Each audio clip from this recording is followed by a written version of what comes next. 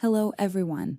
Today we're discussing a sensitive yet important topic: the psychology behind hunting and the assertion that enjoying killing is a sign of mental illness. We'll examine these claims critically, especially in the context of hunting. Let's address the statement from the original video. Okay, look, I'm going to be blunt, and I don't care if you agree or disagree. If you disagree, you're wrong, and that's the bottom line. If you enjoy killing things, there's something really sick about you are mentally ill in the worst kind of way. There is a sickness of your soul. You need to think twice. It's not all right. Okay?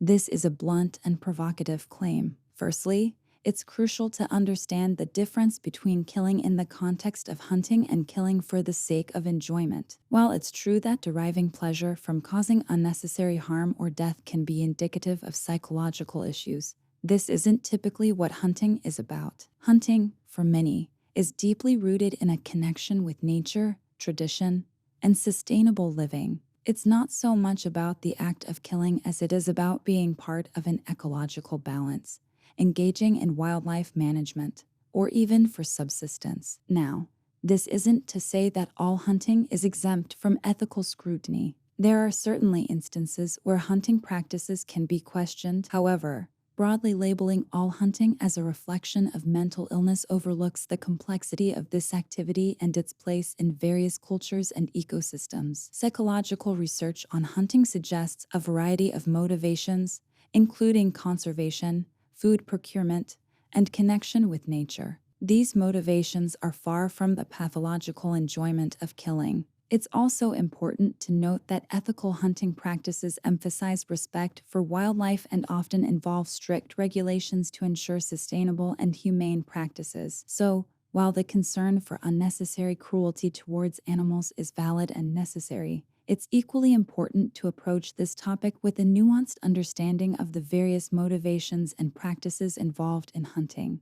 Now, let's delve a bit deeper into the psychology behind hunting. To provide a more academic perspective, I'd like to reference Erich Fromm, a renowned behavioral scientist. In his study, The Anatomy of Human Destructiveness, Fromm explores the nature of hunting and its psychological implications. He notes, in the act of hunting, a man becomes, however briefly, part of nature again. He returns to the natural state, becomes one with the animal. Fromm emphasizes that ethical sport hunting is about pleasure fused with compassion, contrasting sharply with sadistic behaviors. He makes a compelling comparison. Just as there's a vast difference between a loving relationship and its violent perversion, so too is there a clear distinction between ethical hunting and cruel acts of animal torture. This insight from Fromm is critical. It helps us understand that the motivation behind ethical hunting is not about deriving joy from killing, but rather about a deeper connection with nature and a respect for the life taken. So, when we discuss the psychological aspects of hunting, it's important to differentiate between these motivations and not generalize all forms of hunting as indicative of mental illness. Now, before we move on, I want to address a specific notion that the original creator brings up. If you know people who like to shoot animals, you need to ask yourself why you are friends with that person, why you overlook that trait. I knew a guy who, would go on these hunting trips and kill the wild boars and stick the wild boar head on his wall. And about 10 years later, he shot himself in the head. I think that's fair play. If you know someone who's doing it, shame them and don't hang out with them. They're toxic. That's toxic. Okay, there's something very wrong with those people. The original video suggests that hunters are toxic and should be shunned. It's crucial to approach such topics with sensitivity. Using someone's personal tragedy to make a broad generalization about a group of people is not only insensitive, but also logically flawed. Ethical hunting is about understanding and participating in the natural world, not sadism. It taps into primal instincts, potentially offering fulfillment and a sense of grounding. Now, let's address a specific point raised in the original video about a woman who legally hunted a giraffe. I just saw this lady was proudly posing, killing a giraffe. This is sick. There is no need to do that. But look, we need to stand up. Giraffes are on an endangered species list now because of wonderful people like that lady. This topic brings us into the complex world of trophy hunting and conservation.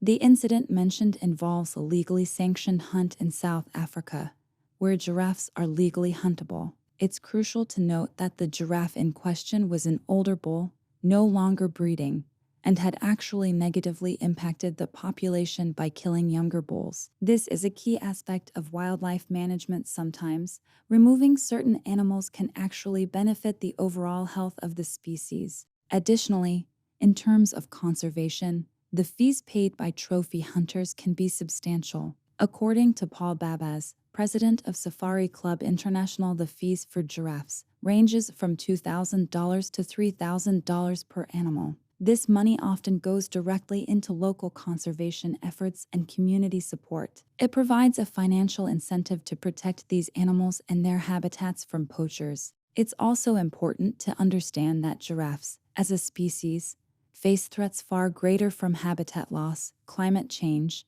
and poaching than from legal trophy hunting. In fact, certain subspecies of giraffes have seen population increases. This doesn't mean the overall decline in giraffe populations isn't a concern. It is, profoundly so. But attributing this decline solely to trophy hunting oversimplifies and misrepresents the issue. So, while the public sentiment against trophy hunting of iconic species like giraffes is understandable, it's crucial to look at the full picture. Effective conservation is often more complex than it appears at first glance, and legal, regulated hunting can play a role in it. That said, wildlife tourism and other forms of conservation also play significant roles and should be supported.